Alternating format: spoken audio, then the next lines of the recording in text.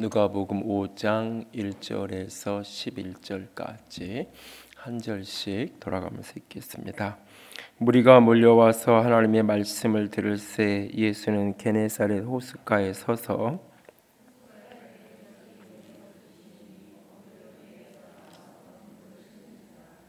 예수께서 한 배에 오르시니 그 배는 시몬의 배라. 육지에서 조금 떼기를 청하시고 앉으사 배에서 무리를 가르치시더니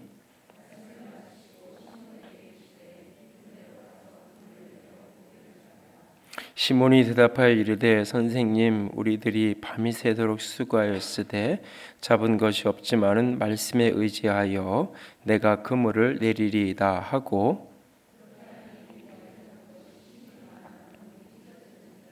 이에 다른 배에 있는 동무들에게 손짓하여 와서 도와달라 하니 그들이 와서 두 배의 채움에 잠기게 되었더라.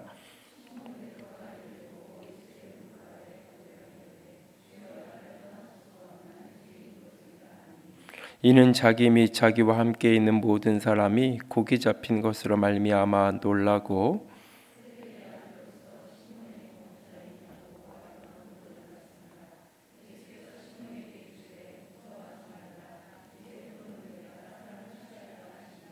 다 같이 읽습니다. 그들이 배들을 육지에 대고 모든 것을 버려두고 예수를 따르니라. 아멘. 인생을 되돌아보면 이렇게 하나님이 인도하셨던 길, 하나님이 이끄셨던 길들은 마치 다른 사람이 보면 누군가는 이미 그걸 알고 그렇게 준비하고 그 길을 온 것처럼 느껴지는데 본인은 그게 아니라 하나님의 인도하심만을 붙들고 자신이 그 순간순간 자신이 할 수 있는 최선의 에너지를 다해서 그저 하나님의 인도하심을 오늘 따랐을 뿐인데 남들은 보면 그것이 마치 이미 계산되어지고 그래서 그렇게 준비해서 그런 결과를 얻었 것처럼 그렇게 오해하거나 그렇게 이제 생각하는 경우를 종종 봅니다. 그래서 개인적으로도 이렇게 아이들 이렇게 키우면서도 이렇게 뭐 이렇게 요즘에 이렇게 입시 제도도 굉장히 복잡하고 다양하고 그러잖아요. 마치 그 많은 것들을 이렇게 이미 다 이렇게 정보가 있고 알아서 이런 것도 가르치고 이런 것 훈련시키고 이런 것도 학교에서 하게 하고 뭐 그런 것 같은데 사실은 그게 아니라 기회가 오는 대로 그 순간순간 최선을 다 했을 뿐인데 되돌아보면 아 이것도 그때 해놓은 게 아무런 의미가 없었던 것 같은데 꼭 필요한 거였구나 그런 것들이 이렇게 되돌아보면서 느껴질 때가 굉장히 많아요. 우리 큰아이가 자소서를 쓸 때 자소서 내용에 그 학교에서 이제 체육부장을 하면서 뭐 이렇게 했던 그런 이야기들을 이렇게 썼는데 걔가 이제 그거를 학교에서 한다 그럴 때는 아니 공부를 할 것이지 무슨 그런 걸 한다 그랬나 그런 생각을 했던 적이 있어요. 근데 되돌아보면 그것이 우리의 계산과는 다르게 하나님이 인도하셨던 사용하셨던 그런 것들을 느낄 때가 있는데 교회에 대한 것도 마찬가지예요. 뭐 어떤 부분들에 대해서 미리 뭐 교회가 이사 온 것만 해도 미리 여기를 다 이렇게 계산하고 알고 어떻게 그것을 미리 준비했냐고 그렇게 얘기하는데 뭐 아무런 생각도 별로 없고 사실은 지나와 보니까 하나님이 준비하신 거죠. 그러니까는 저는 이렇게 목회 철학, 목회에 대한 디자인, 계획 이런 것들을 너무 이렇게 기계적으로 경영학 교과서처럼 이렇게 잘 이렇게 세우려고 애를 쓰는 부분들을 열심히 하는 것까지는 좋은데 그대로 되지 않는다는 걸 기본적으로 인정했으면 좋겠는. 스티븐 코비가 성공하는 사람들 7가지 습관을 이야기했지만 스티븐 코비 연구소가 부도가 났잖아요. 그러니까 이게 사실은 최고의 요리를 한다고 하는 셰프가 최고의 자리에 투자를 받아서 음식점을 하는데 성공하는 케이스가 그리 많지 않아요. 그냥 어느 정도 자기 투자한 정도를 얻는 거지 우리가 보통 이야기하는 대박집이다 이런 집은 다 셰프가 아니에요. 사실은 볼품 없고 제대로 배운 것도 우리가 보면 어떤 그런 분들인데 나름 그 영향을 발휘하면 어떻게 그것을 그런 맛을 낼 수 있고 그런 걸 할 수 있었는지 물어보면 수 없는 날들을 고민하고 씨름하면서 그 길을 찾아온 것을 보게 되죠.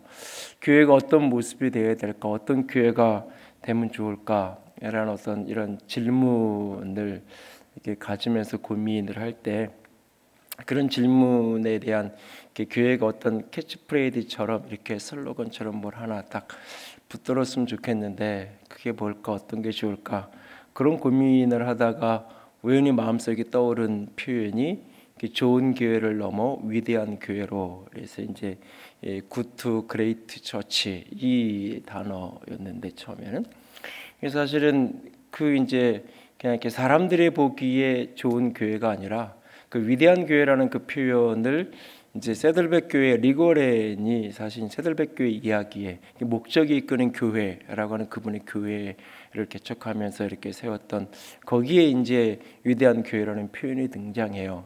예수님의 지상 명령 그것을 위대한 명령이라고 표현하고 그 명령을 순종해서 그 지상 명령을 이루는 공동체 교회를 위대한 교회라고 그분의 책에서 이렇게 소개를 해서 그 이제 책이 제 속에 많이 이렇게 영향이 오래전에 들어온 게 있어서 그 표현을 생각하면서 이제 이렇게 해놨는데 어느 날 NCD 김한수 목사님이 교회 이렇게 현수막이 한 곳에 이렇게 걸려 있는 걸 보더니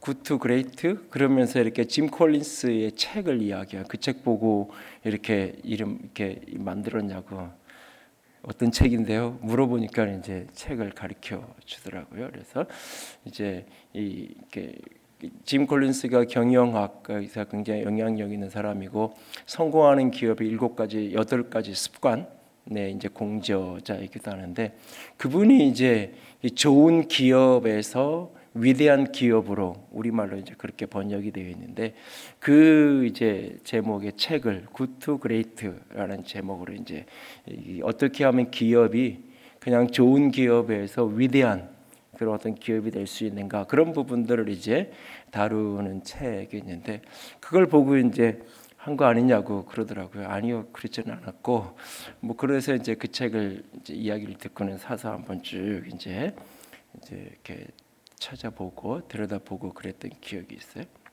그러면서 좋은 교회를 넘어 위대한 교회 그러다가 이제 이 위대한 교회라는 표현이 자꾸 사람들이 보기엔 어떤 대형화 큰 거 이런 거에 대한 부정적인 이미지도 있고 성경에는 또 없는 단어고 그러다가 이제 성경 안에서는 오히려 영광스러운 교회라고 에베소서라는 표현이 있어서 이 단어를 그렇게 바꾸는 게 좋겠다. 그래서 이제 지금은 그렇게 쓰는데 그러다가 이제 우연히 제가 만난 책 가운데 하나가 뭐냐면 이제 그런 생각을 하고 있으니까 이제 들어오는 책 중에 하나가 이 훌륭한 교회에서 위대한 교회로라고 이렇게 번역되어진 책이 있어요. 근데 번역은 그렇게 되어 있는데 그래서 영어 제목이 굿투 이렇게 그레이트 처치 이런 제목인 줄 알았더니 영어 제목은 그게 아니에요. 영어 제목은 The Word and Power Church. 그러니까 교회가 말씀의 교회 동시에 성령의 교회 그런 교회를 번역자가 그것을 이제 이 훌륭한 교회에서 위대한 교회로 이렇게 번역을 해놨어요.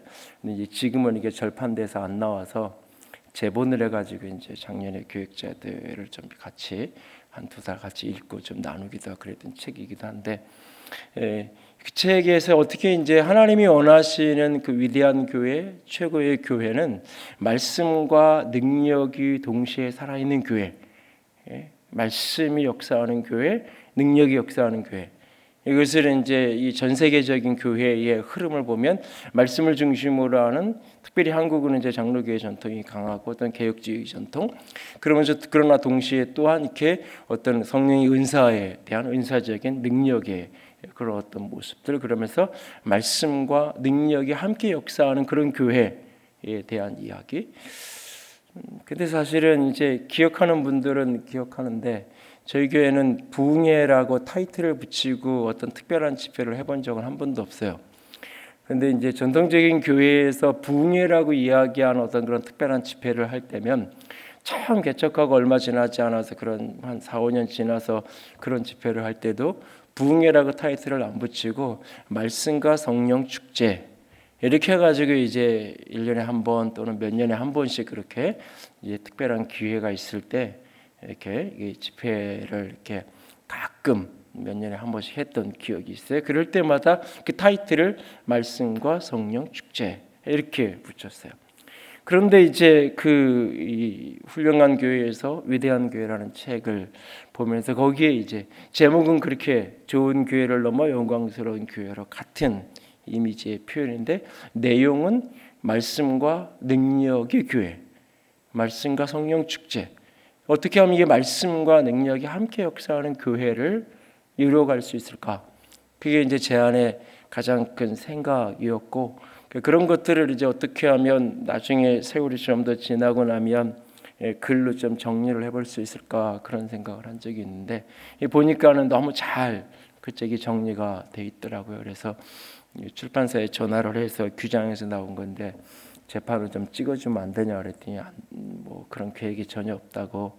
근데 절판된 책은 이제 재본을 해서 읽어도 불법이 아니라 그래서 이제 재본을 이제 해가지고 이제 같이 보고 그랬는데 이렇게 역사를 계속 봐도 그렇고 우리는 하나로 기울게끔 말씀이 중심이 된 교회 또는 성령의 어떤 능력을 추구하는 교회 둘 중에 하나를 자꾸 추구하게끔 만드는 경향성을 여러 교회의 모습을 보면 나타나요.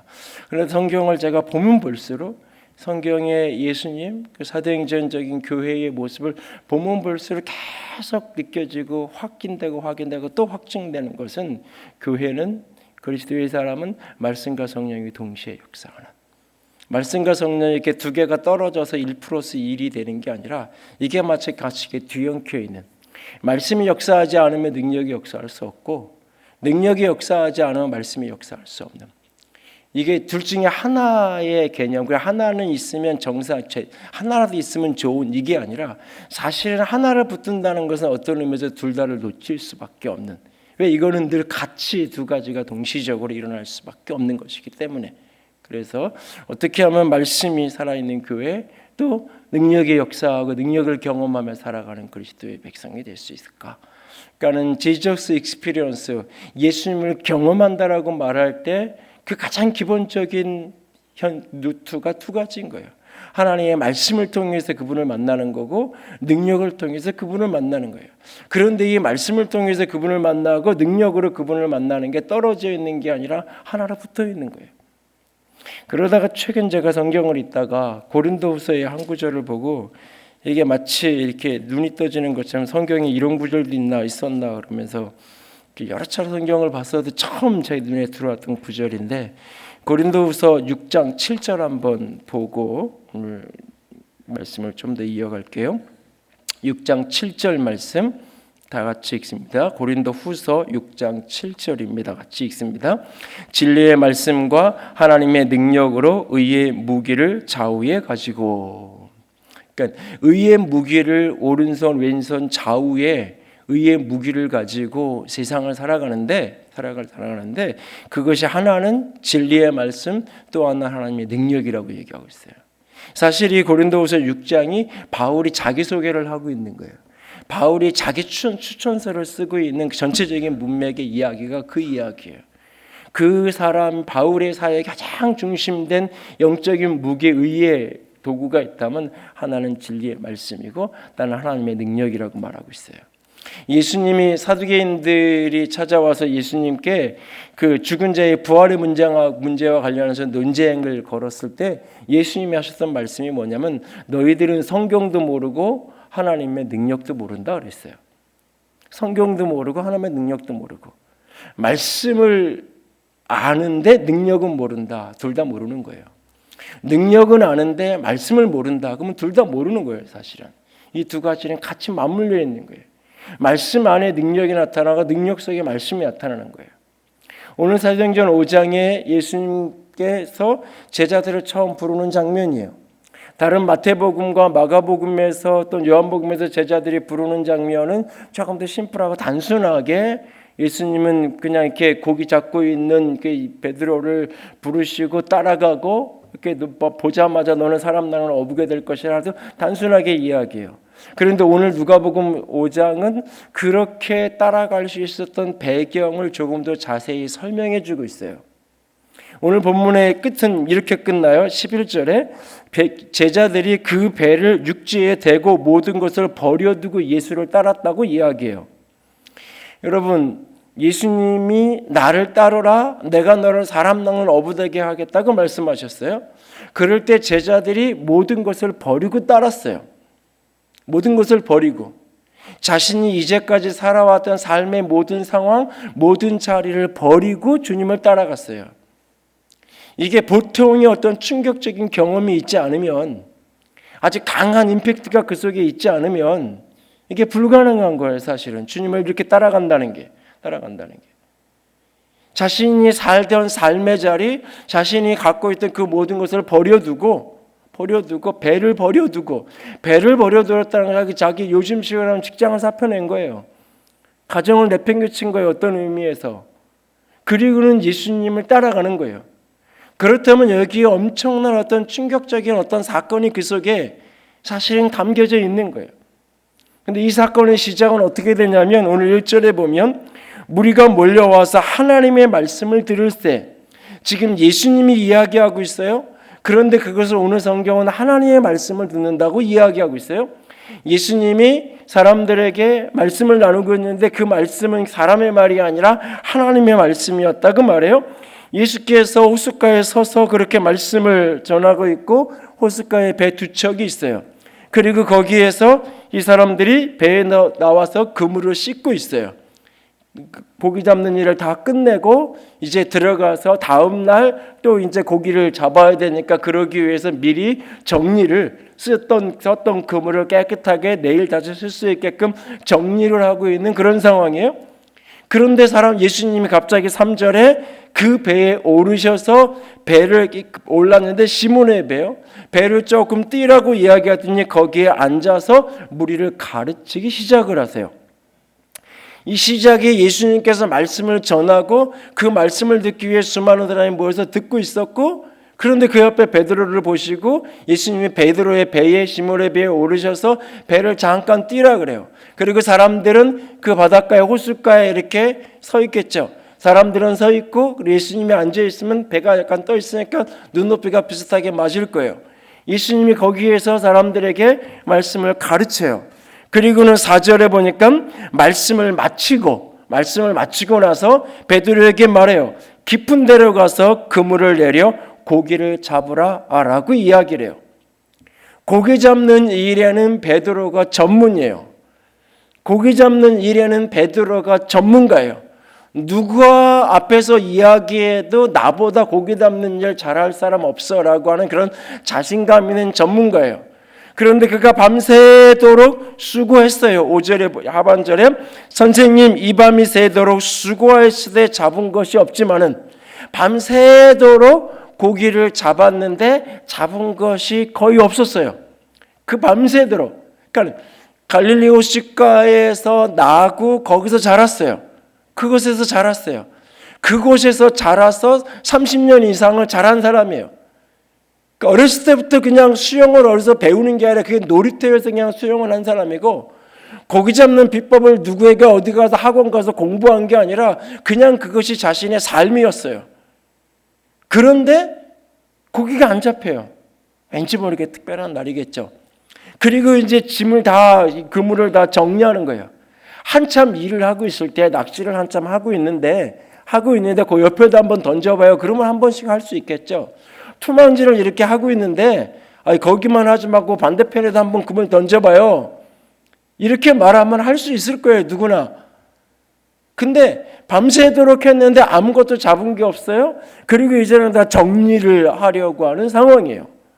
그런데 예수님이 이 것을 가지고 그물을 깊은 데로 가서 내리라고 말을 예수님께서 하고 계세요.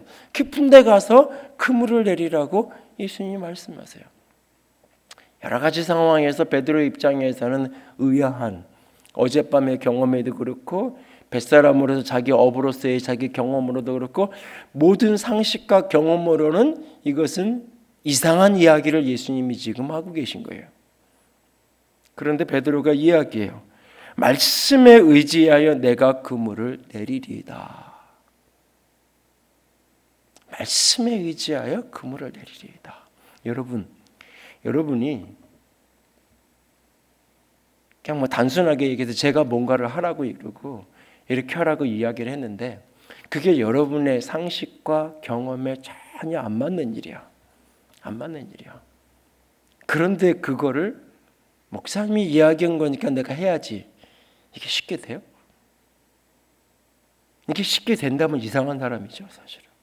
자기 경험과 상식에 안 맞는 일인데, 내 전문 분야가 아닌데,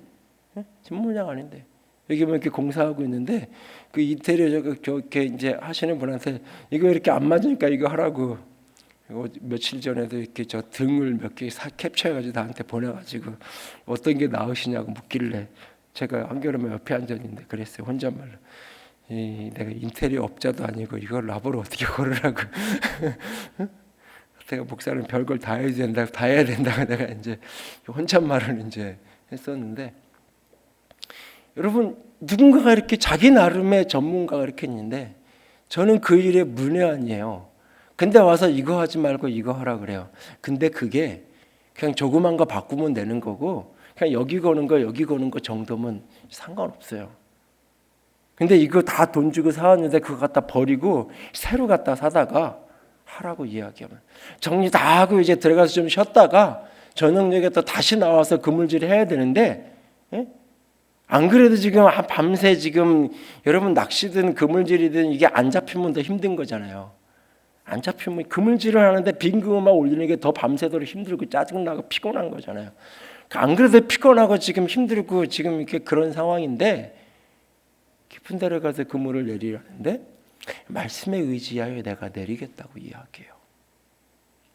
이게 가능하려면 지금 예수님의 그날 거기에서 베드로에게 던졌던 그 수많은 말씀, 깊은 데로 가서 그물을 던지라는 그 말 이전에 했던 오늘 성경에 기록되지 않았던 그 어떤 말씀들이 이미 베드로의 가슴을 찌르고 있는 거예요.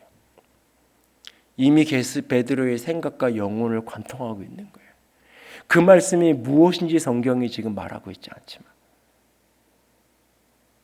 그게 그만큼 강하게 들어와 있을 때 옆에서 보면 말 같지 않은 이야기를 하는데도 그분이 얘기했으면 내가 해야지. 이게 되는 게 하루아침에 그냥 되는 게 아니잖아요. 오늘 와서 그냥 그렇게 이야기한다고 되는 게 아니에요. 이 과정 속에 무언가 예수님의 말씀을 들으면서 이 내면에 예수님이 하셨던 말씀을 들으면서 자기 배에 올라서 가르치는 그 모습을 보면서 무엇인가 가슴에, 이것이 이제 앞에서 보면 누가복음 이 4장이나 이렇게 여러분들이 마태복음이나 이런 데 보면 이 부분과 연결된 부분들을 보면 이 사람들이 예수님의 말씀에서 무언가 심상치 않은 능력을 느끼는, 특별한 능력과 권위를 느끼는 그런 부분들, 범상치 않은 그런 말씀, 그 권위, 그 영적인 능력이 무언지 모르게 단지 이성적으로 이해되어지고 이성적으로 납득되어지고 저게 참 좋은 말씀이야 라고 하는 차원을 뛰어넘는, 저거 참 일리 있는 이야기야 라고 하는 것을 뛰어넘는 어떤 권위의 차원, 영적인 능력의 차원이 그 말씀을 통해 예수님에게서 이렇게 흘러나오는 거예요. 그리고 이 베드로가 내가 말씀에 의지해서 내 경험과 판단에 상관없이 내가 순종하겠습니다라고 순종을 했어요. 그랬더니 깊은 데를 가서 그물을 내렸더니 엄청난 고기가 잡히는 기적을 경험하는 거죠. 엄청난 고기가 잡히는 기적을 경험하는 거예요. 말씀에 순종했더니 하나님의 능력이 경험되는 거죠. 하나님의 말씀을 들었고 그 들려진 말씀이 정확히 어떤 건지 모르지만 그 내면의 어떤 능력으로 베드로의 가슴에 부딪혀 왔던 거예요. 그랬을 때 깊은 데로 가서 그물을 내리라고 하는 그 말씀에 내 이성을 꺾고 내 의지를 꺾고 내 생각을 꺾고 주의 말씀에 복종하게 되는 거예요. 이게 자기 의지의 산물이 아니에요. 제가 제자 훈련을 시키고 하지만 의지를 강화시키는 훈련이 아니에요. 신앙 훈련은 의지력이 강한 사람이 잘하는 그런 훈련이 아니에요. 베드로가 의지가 강해서 주님이 말씀하시니까 말씀에 내가 의지하여 가겠습니다, 이게 아니에요. 그 이전에 예수님의 말씀 속에서 그 말씀을 거절할 수 없는 어떤 권위가, 그 영적인 영향이 그에게 흘러들어오는 거예요. 그리고 자신이 이성과를 뛰어넘어서 순종의 걸음을 떼었어요. 그랬더니 능력이 경험되는 거예요. 그랬더니 기적의 사건이 경험되는 거예요. 자기 계산으로 나오지 않는 것이 현실이 되어지는, 말씀이 능력이 되어지는, 말씀이 말씀으로, 말씀이 공허한 이야기로 말이 말로 끝나는 게 아니라 말이 하나님의 능력이 돼서, 말이 하나님의 실제가 돼서 역사가 나타나는 거예요. 역사가. 깊은 데로 가서 금을 내리라 해서 내렸더니 거기에 기적의 역사가 나타나는 거예요. 이게 하나님의 능력이에요. 말씀이 들려지고 말씀에 순종할 때 하나님의 역사가 나타나는 거예요. 왜? 그 말이 하나님의 말이니까. 그 말이 하나님의 말이니까. 빛이 있으라 하시면 빛이 있으라 하나님의 말이니까. 하나님이 말씀하시니까 실제 능력이 나타나는 거예요. 말씀과 능력은 따로 떨어져 있는 어떤 게 아니에요. 말씀하심에 순종했더니 기적이 경험되는 거예요. 놀라운 기적의 사건이에요. 친구들까지 불러가지고 그 배에까지 다 실었어요. 그물이 터질 만큼. 생각해 보세요. 그물이 터지면 물고기 다 빠지는 거잖아요. 그물이 터지면 글로 물고기 다 도망가는 거잖아요. 근데 이상해요. 그물은 터졌는데 두 배가 가득 찼어요. 굉장히 모순적인 표현이죠. 그냥 이렇게 그냥 우리가 이해하려고 애를 쓰면 그물 터진 시점이 처음에 터진 게 아니라 마지막에 다 올라오고 마지막에 터졌다 생각할 수 있는데, 사실은 이게 이 물에서 올라올 때가 제일 무게가 무거운, 물에서 물 표면 바깥으로 공기층으로 딱 올라올 때 그때 가장 많은 장력을 받으면서 찢어지는 거잖아요. 그러면 우수수 다 그냥 바다로 다시, 물고기 얼마든지 자기 그물에 걸렸다가 죽었다 그러는데 풀기면 얼마나 빨리 도망가겠어요. 다 도망가는 거잖아요. 근데 그물은 찢어졌는데 다 찼어요. 이것도 기적이에요. 사실은 보면 이게 잡은 것만 기적이 아니라 그물은 찢어졌는데 배에 찼어요. 웃으면서 얘기하는 것 같지만 진짜예요. 실패한 것 같은데 성공이고, 사람들이 보기에는 망한 것 같은데 그게 결국 축복이고, 사람들이 보기엔 이게 안 돼서 그물 찢어졌는데, 많이 잡았으면 뭐예요? 그물 찢어졌는데. 요즘에 이 레저 스포츠 제일 많이, 동호회나 이렇게 레저 인구가 제일 많이 온 게 낚시래매요. 그래서 TV 프로, 케이블 TV지만 도시오브 이런 것도 있잖아요. 그 보면 이렇게 몇 주 전에 한번 보니까 이렇게 큰 어디 가가지고 이렇게 참치 이렇게 큰 거 이렇게 잡았는데 막 왔는데 거의 다 왔는데 툭 끊어져가지고 빠져버리더라고요. 그러니까 허무해가지고 이덕화씨가 막 이렇게 막 그러는 장면들을 봤는데, 많이 잡았으면 뭐예요? 다 놓쳐버렸으면. 하나님이 기적을 주셨어. 큰 깊은 데로 내려라 그랬더니 진짜 기적이야. 고기가 많았어. 근데 배에는 하나도 없어. 그림을 찢어져가지고 가져온 건 없어. 그러면 여러분 믿어줄 거예요? 기적이야. 무슨 의미가 있겠어. 근데 찢어졌는데 가득 찼어요. 참 신기해요. 여러분들은 그런 질문을 본문 보면서 안 해봤어요? 의문을 안 품어봤어요? 당연히 막 빠져나가도 손으로 잡아가지고 막 잡아서 넣나요? 배가 가득할 만큼. 참 신기해요.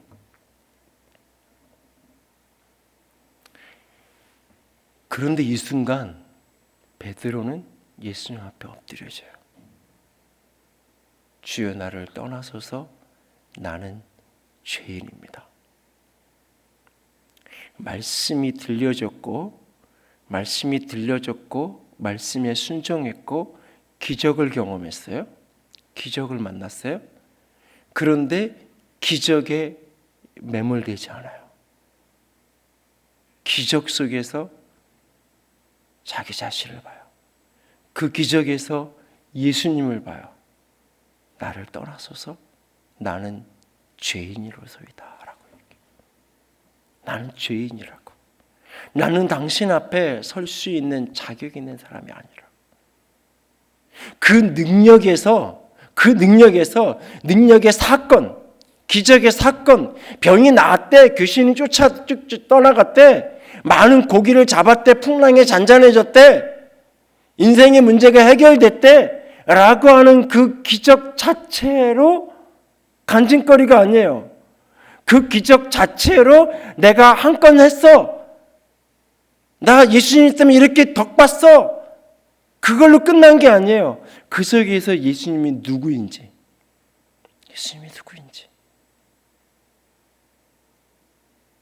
저분이, 저런 능력의 말을 하는 저분이 곧 하나님이시고 자연을 다스리시는 통치자고, 그 권세가 있는 분, 나 같은 죄인이 어찌 저분 앞에 주여 나를 떠나소서, 나는 죄인으로서이다 라고 말해요. 여러분, 누가복음 8장에 가면, 마태복음에도 병행되는 구절이긴 하지만, 예수님에게 기적을 본 사람들이 예수님에게 떠나가 달라고 이야기하는 장면이 또 있어요. 기적을 본 사람들이 예수님이 떠나가라 달라 그래요. 그 기적은 어떤 기적이냐면, 군대 귀신 들린, 거라사에 귀신 들린 사람이 예수님께서 그를 온전케 하세요. 귀신 들린 자가 온전케 되는 기적을 사람들이 봤어요. 그런데 그 군대 귀신이 돼지 속에 들어가고 그 돼지들이 다 낭떠러지에 떨어졌죠. 그 동네 사람들은 지금 예수님이 그 귀신 들린 사람을 온전케 했고, 예수님이 명하셔서 귀신이 그 돼지떼에게 들어갔을 때 돼지떼가 낭떠러지로 뛰어들어서 몰살을 했어요. 그 사건 속에서 예수님이 어떤 분이신지를 그들은 깨닫지 못했어요. 예수님이 어떤 분이신지 그들은 알지 못했어요. 다만 그 기적이, 그 능력의 사건이 내게 손해였어요.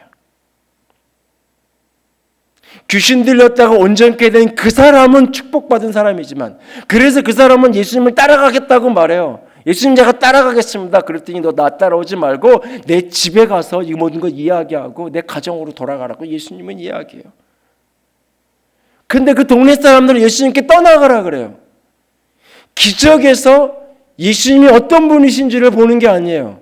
기적에서 그 기적이 만들어낸 결과가 내게 손해인 거예요. 그러니까 예수님 빨리 떠나야 되는 거예요. 아마 그 사람들이 기적의 결과로 자신에게 이익이 됐다면 예수님 거짓 마세요 그랬을 거예요. 이 사람들은 기적을 나에게 이익이 되느냐 손해라는 되느냐 관점으로만 보는 거예요. 왜? 그들은 말씀을 들은 적이 없어요.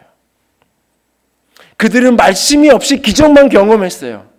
말씀 없이 능력만 경험했어요. 그러니까 예수님이 누군지 모르는 거예요. 능력만 경험했을 뿐이에요. 와, 예수님 굉장히 대단한 분이야. 예수님 귀신도 쫓아내는 분이야. 예수님이 말 한마디 하니까 돼지떼들한테 귀신이 들어가서 돼지떼가 다 몰살했어. 거기까지. 능력은 알겠는데 예수님이 어떤 분인지는 모르는 거야. 왜? 말씀이 없으면. 어떤 기적을 경험하고 능력을 경험해도 말씀으로 해석되어집니다. 추측컨대 그 앞에서 오늘 성경에 기록되어지지 않았지만 예수님이 하셨던 그 말씀, 어쩌면 예수님께서 그 앞에 이사야서의 말씀을 인용하시면서 자신이 메시아이신 것을, 자신이 이사야가 예언하셨던 그 보내시나 마세 그 메시아 그리스도인 것을 예수님이 회당 가운데 이야기하셨던 것처럼 예수 그리스도로 말미암아 성령의 능력이 덧입혀져서 보지 못하는 자가 보게 되어지고 가난한 자에게 복음이 전해지고 모든 묶여있고 억눌린 게 다 해방될 것이라고 예수님이 자기 선언으로 말씀하셨던, 앞에 말씀하셨던 그 이야기를 어쩌면 그날이 또 하셨을지 몰라요. 그리고 예수님이 그 말이 공허한 공수표가 아니라 그게 실제 능력이라는 것을, 예수님의 말이 실제라는 것을 깊은 데로 내려서 그물을 거두는 사건을 통해서 경험하는 거예요. 그리고 예수님의 말이 진짜구나, 예수님이 어떤 분인지가 알아져요. 그리고 그 예수님 앞에 나는 죄인일 뿐, 그 예수님 앞에서 내가 보이는 거예요.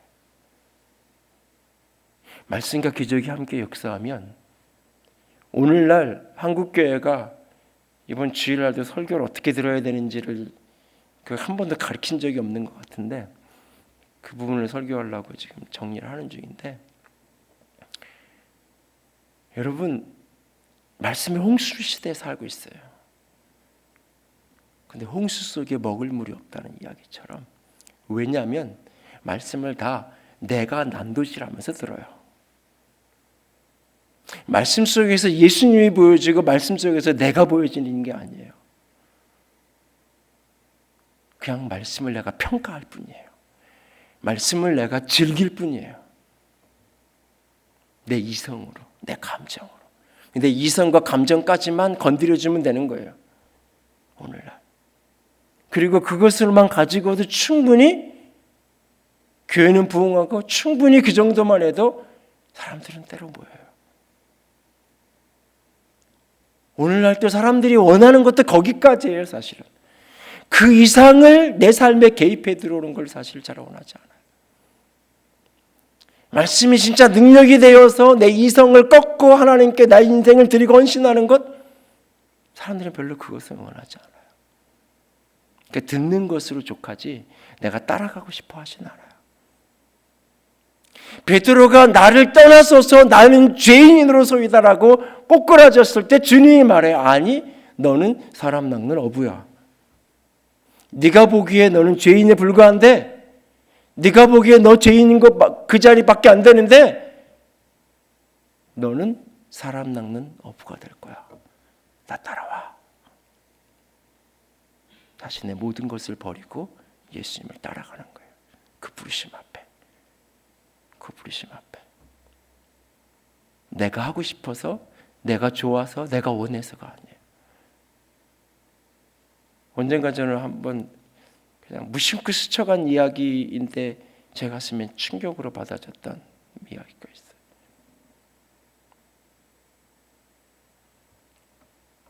어떤 목사님을 만나서 이런저런 이야기를 나누는데, 자녀가 신학을 한다고 그래서 그 아이가 하나님께로 받던 소명이 있냐고 물었더니 나는 그런 거 안 믿어 그러시더라고요.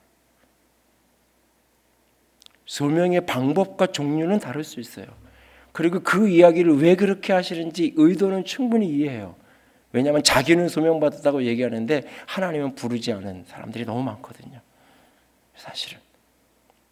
그리고 소명받았는지를 분별할 수 있는 몇 가지 방법 중에 하나가 뭐냐면 은사예요. 그 사람에게 은사가 있느냐.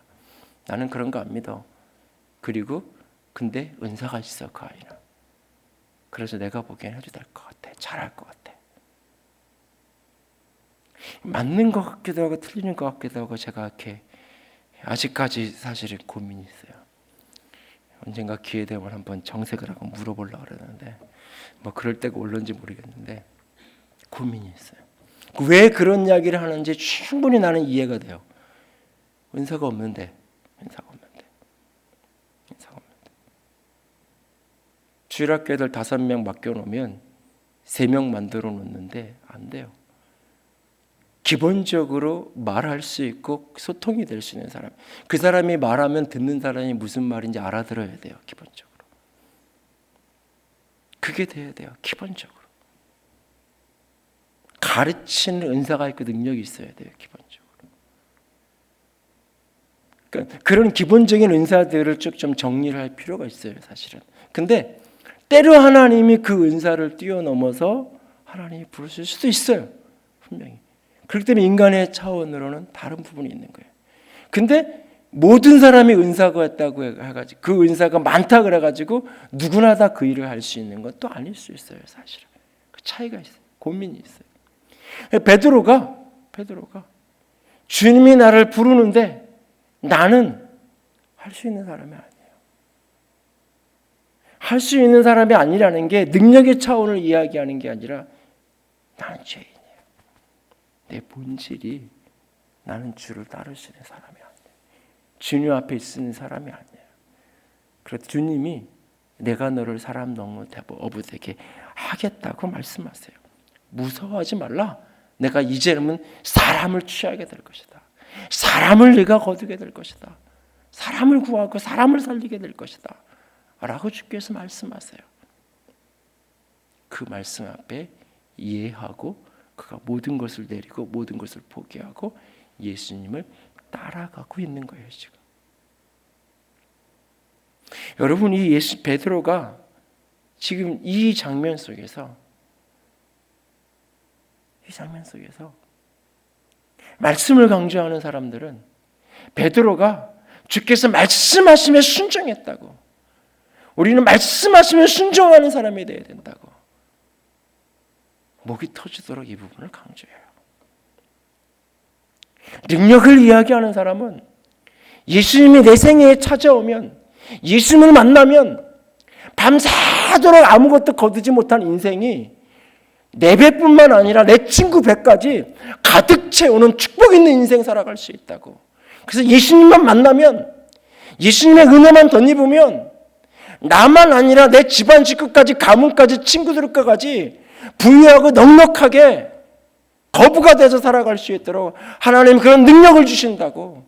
예수님 붙들어야 되고 예수님 만나야 된다고 이야기해요. 둘 다 틀린 얘기 아니에요. 맞는 이야기예요. 그런데 뭔가 비었어요. 왜? 두 가지가 같이 맞물려 있는 겁니다. 같이 맞물려 있기 때문에. 말씀하심에 순종한다는 것은 내 의지의 표현이 아니라 그 말씀이 하나님의 말씀으로 내가 다가온 거예요. 거절할 수 없는 그 권위로, 부인할 수 없는, 내 이성과 경험에 상관없이 부정할 수 없는 말씀의 능력으로 다가오는 거예요. 그리고 그 말씀에 순종했더니 2배에 찬 기적이 중요한 게 아니라, 그게 먼저가 아니라 말씀에 순종했더니 말씀이 이루어진 거예요. 그 말씀하신 그분이 어떤 분인지가 알아지는 거예요. 그분이 어떤 분인지가 깨달아지는 거예요. 그리고 그 능력 속에서 주님이 보이고 내가 보이는 거예요. 그리고 주님은 또 말씀하세요. 내가 너를 사람 낚는 어부되게 하겠다. 무서워하지 말라. 두려워하지 말라. 너는 사람을 취하리라. 그리고 그 말씀에 순종함으로 따라가는 거죠. 그 말씀에 순종함으로 내 인생을 드리는 거예요. 말씀과 능력을 통해 예수님이 경험되면 내 인생을 예수님께 드릴 수 있는 거예요. 내 인생이 주님께 헌신되지 않는 이유는 말씀으로, 능력으로 그가 만나지지 않으니까. 예수님을 따를 수 없는 거예요. 예수님을 따르는 게 아니라 그냥 예수님은 나를 도와줬으면 좋겠는 거예요. 내가 예수님을 따르는 게 아니라 예수님이 나를 따르기를 끊임없이 원하는 거예요. 신앙은 내가 그를 따라가는 거예요. 예수님이 가신 길을 우리가 따라가는 거예요. 그의 길을 함께 걸어가는 거예요. 그게 가능하려면 말씀이 들려져야 돼요. 그리고 그 말씀에 순종할 때 그것은 하나님의 능력이 경험되어야 돼요. 그 말씀의 능력이 되어지고 그 능력이 실제가 되어지고 그 능력 속에서 주님을 만나셔야 돼요. 여러분들이 예수 그리스도가 단지 성경 이야기를 듣는 것으로 만나지지 않고 살아있는 생명으로, 실제로 능력으로 경험되어질 수 있기를 원합니다. 말씀을 붙들고 주께서 말씀하심에 그게 진짜 내가 원하는 자기 암시의 말이 아니라 주님의 말씀이 들려지는 날, 그 말씀에 순종함으로 하나님이 일하시고 하나님이 하신 말씀을 하나님이 책임지시는 것을 경험할 수 있는 축복이 있기를 원합니다. 그리고 그 축복 속에서, 그 능력 속에서, 그 능력에 매몰되는 게 아니라, 그 기적을 떠들고 다니는 수준이 아니라 그 기적에서 만난 예수님, 그 기적에서 발견한 내 자신의 죄성, 연약한 죄인에 불과한 나. 그런데 그런 나를 쓰시겠다고, 그런 나를 당신의 도구 삼겠다고, 나를 따라가고 하시는 그 은혜, 그 은혜, 그 은혜. 그래서 평생 그 은혜 감사하면서 따라가는 거예요. 평생 그 은혜 때문에 따라가는 거예요. 내 의지의 결단 때문에 따라가는 것이 아니라 그런 분이, 그런 능력 있는 분이 나 같은 사람을 동력자로 쓰시겠다고 하고, 나 같은 사람을 그리스로 쓰겠다고 하시고, 나 같은 사람과 함께 일하자고 하시니 그것이 감사해서 따르고 또 따를 수밖에 없는 거예요. 그렇게 말씀과 능력으로 주님을 만나고 경험함으로 주님을 따라 사는 우리가 될 수 있기를 주님의 이름으로 부탁을 드립니다. 기도합시다.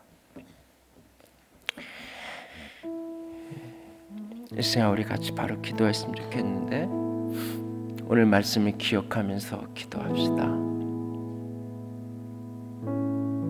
진리의 말씀, 생명의 말씀, 살아있는 말씀이신 예수님이 만나지기 원합니다. 말씀이 하나님의 말씀으로 들려주는 축복이 있기 원합니다. 그리고 그 말씀에 하나님의 말씀으로 들릴 때마다 순종할 때 그 속에서 능력이 경험되어지는, 하나님의 도우심과 일하심과 역사가 경험되어지는 간증이 있는 인생이 되게 하여 주시옵소서. 그리고 그 능력이 경험될 때마다 능력 속에 어두워지는 것이 아니라, 매몰되는 것이 아니라 끝없이 주님을 새롭게 만나고 그 속에서 내가 보일 수 있도록 주님 도와주세요. 말씀과 능력으로 예수님이 만나지게 하시고 온전히 예수님을 따라 살 수 있게 도와주세요. 같이 기도합시다. 사랑의 하나님, 영광의 하나님, 주님만을 찬양합니다.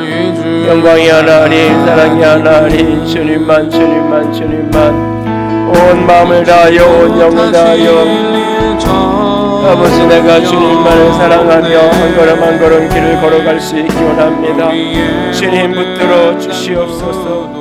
말씀이 말씀으로 들려지게 하여 주시옵소서. 예, 주님, 말씀이 먼저 내 안에 들려지기 원합니다. 말씀이 하나님의 말씀으로 들려지게 해주세요. 말씀이 하나님의 생명으로 들려지게 해주세요. 말씀이 하나님의 능력으로 들려질 수 있도록 주님 도와주시옵소서. 그래서 말씀이 하나님의 능력으로 들려져서 말씀에 순종하지 아니하고는 견딜 수 없는, 말씀 앞에 응답하지 않고는 견딜 수 없는 아버지 능력으로 들려지기 원합니다.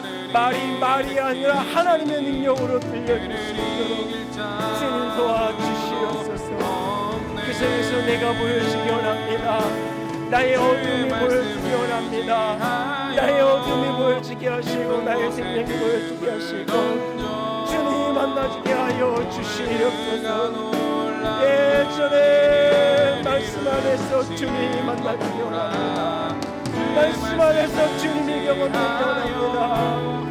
말씀 안에서 주님이 체험되기 원합니다. 말씀 안에서 주님이 누려지기 원합니다. 아버지, 우리를 붙들어 주시옵소서. 말씀 안에서 하나님이 들려지게 하시옵소서. 말씀 안에서 생명이 들려지게 해주세요. 말씀 안에서 능력이 들려지게 해주세요.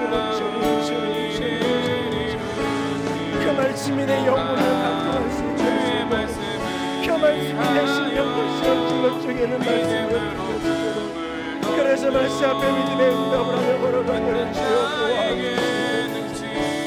아버지, 말씀에 가득하게 원합니다. 능력을 나타나게 하여 주시옵소서.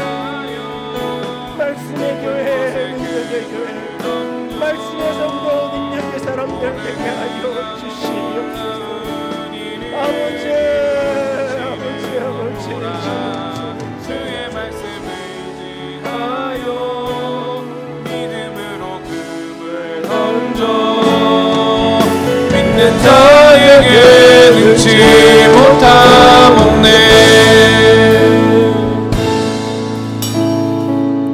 주님, 말씀이 하나님의 말씀으로 들려지는 축복이 있게 하여 주시옵소서.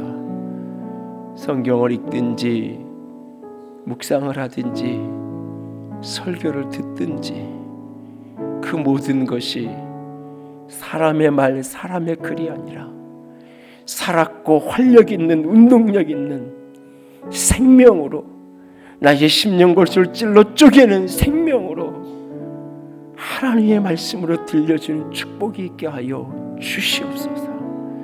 그렇게 하나님의 말씀으로 들려질 때 온전히 순종하며 걸어갈 때마다 하나님의 능력이 경험되게 하여 주시옵소서. 빛이 있으라 하심에 빛이 있었던 주의 말씀을 따라갈 때 생명이 열리고 주의 말씀을 따라갈 때 구원의 역사가 경험되어지는 아버지 그 능력이 맛보아지게 하여 주시옵소서. 그리고 그 능력 속에서 하나님이 보여지고 주님이 보여지고 나의 죄인됨이 보여지게 하여 주시옵소서. 내 인생을 향한 하나님의 부르심이 만나지게 하여 주시옵소서. 그렇게 온전히 주님을 따르는 주의 사람 되게 하여 주시옵소서.